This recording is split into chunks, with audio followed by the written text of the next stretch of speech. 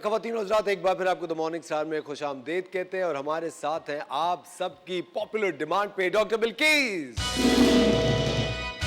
एक बहुत अहम सवाल है आजकल का जो कि हमारे सब्जेक्ट से आज के रिलेटेड नहीं है। बात करते हुए बहुत सारे लोगों के गले में रेशा आ जाता है ये होना शुरू हो जाता है हर किसी को। आप सोचे हमारे ऑफिस में 10 लोग खांस रहे हैं और गले में खराश है, क्या करें? अच्छा, इसके लिए सबसे बेस्टेस्ट रेमेडी है ना, एक तो लौंग का इस्तेमाल। लौंग को आप चबा लें तो आप देखें कि आपका गला खुल जाएगा।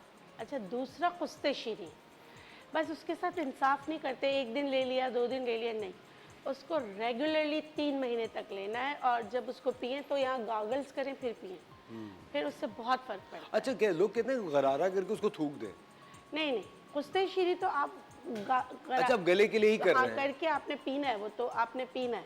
ठीक है, ठीक है। नमक के गरारे रोज़ाना रात सोने से पहले करना है। उसमें आप गेंदे के फूल भी डाल सकते हैं। गेंदे के फूल उबालें, उसमें आप नमक डालें, दूसरी चीज़ शहद भी डालें, और उससे आप गागल्स करें तो उससे गले जो है ना एकदम आवाज़ ख़त्म हो जाती है। आजकल सबको ना वोकल कॉर्ड का ऐसा लग रहा है जैसे फंगी हो गया है, एकदम बिल्कुल भी जो है ना बोल रहे हैं तो लग रहा है एक की बजाय 2-2 बोल रहे हैं, या लग रहा है कि घुटन से बोल रहे हैं। घुटन से बोल रहे हैं? घुटन से बोल रहे हैं। तो इसके लिए कॉन्स्टिपेटेड नहीं होना चाहिए। जो कॉन्स्टिपेटेड लोग होते हैं उनका आखिर में ना यहाँ पर घुटन का एहसास होता है। तो अपना मैदा सही रखें, गैस्ट्रिक इश्यूज़ नहीं होने चाहिए। उसके लिए बहुत आसान है, सौंफ, पुदीना, इलायची उबाल के पिएं, इंजीर का इस्तेमाल करें, अमरूद का इस्तेमाल करें, पपीते का इस्तेमाल करें। फाइबर जिन चीज़ों में होते हैं उनका इस्तेमाल ज़्यादा करें। खाने के दौरान 1-1 घूंट पानी पिएं, खाने से पहले और खाने से पहले भले आप पानी पी लें, लेकिन खाने के 1 घंटे तक आप पानी ना पिएं तो इंशाल्लाह फ़र्क पड़ेगा। ज़बरदस्त। डॉक्टर साहब, आज हम बात कर रहे हैं मेनोपॉजल प्रॉब्लम्स पे। मुझे एक बात बताएं डॉक्टर साहब, मेनोपॉज की बेसिक एज क्या होती है? मेनोपॉज क्या होता है? बहुत सारी ख़वातीन हैं जिनको मेनोपॉज होता है, उन्हें पता नहीं कि ये मसला ही क्या है। प्लीज़ बताएं। जी, मैं बता देती हूँ।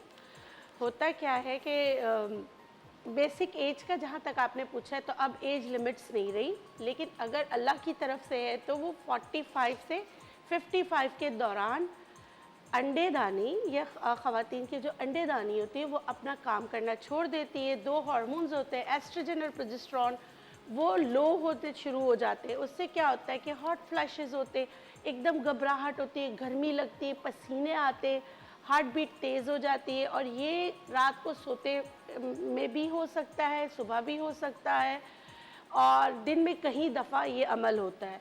और मखसूस अयाम आहिस्ता आहिस्ता बंद हो जाते हैं। कभी ऐसा होता है कि 15-15 दिन में मखसूस अयाम आने लगते हैं, फिर 6-6 महीने पे चले जाते हैं, तो वो उनमें डिस्टर्बेंस स्टार्ट हो जाती है। उसके फिर बहुत सारे नुकसानात हैं। नुकसानात होते हैं? जी बिल्कुल होते हैं। लेकिन डॉक्टर साहब, ये जो मेनोपॉज की बेसिक एज क्या होती है वैसे ख़वातीन में? देखिए, मैंने आपको कहा ना, बेसिक एज तो 45 से 55 होती है जो कुदरत की तरफ से है।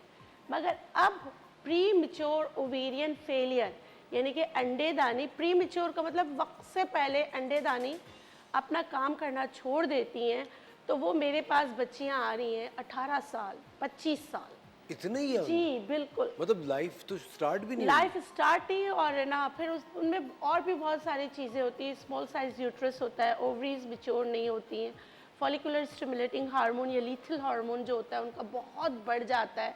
उसकी भी बहुत सारी वजूहात होती हैं, लेकिन मेनोपॉज में वो सन्यास जिसे कहते हैं उसमें वो जा चुकी होती है ड्यू टू एनी रीज़न।